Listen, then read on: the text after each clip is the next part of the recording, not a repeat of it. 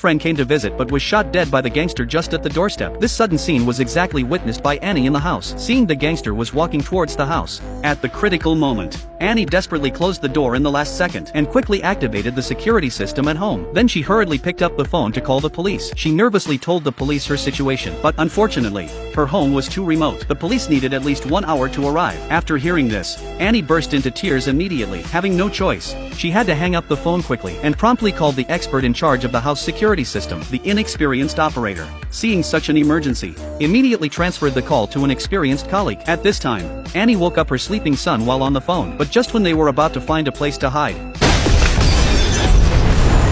the gangster detonated a bomb outside the door and blew up the door. The mother and son who were knocked down hurriedly got up. In the last second before the gangster came in, they hurriedly hid under the kitchen table. Then, under the command of the security personnel by viewing the surveillance, the mother and son successfully avoided the gangster's sight by flexible movements and smoothly reached the billiards room downstairs. At this time, the rain outside was getting heavier and heavier. The police were stuck on the bridge on the way. Having no choice, they had to ask the security expert to buy time first. Hearing that the police couldn't arrive for a while on the other end of the phone, Annie nervously asked her son to hide behind the blinds first, and she herself hid in the cabinet next to it. At this time, all three gangsters had entered the room, but because the villa was too large, the three had to act separately. They kept searching with the detector, seemingly looking for something important, and soon one of the gangsters came to the basement where the mother and son were hiding. When hearing the continuous beeping on the instrument, the gangster picked up a hammer and smashed it hard at the wall.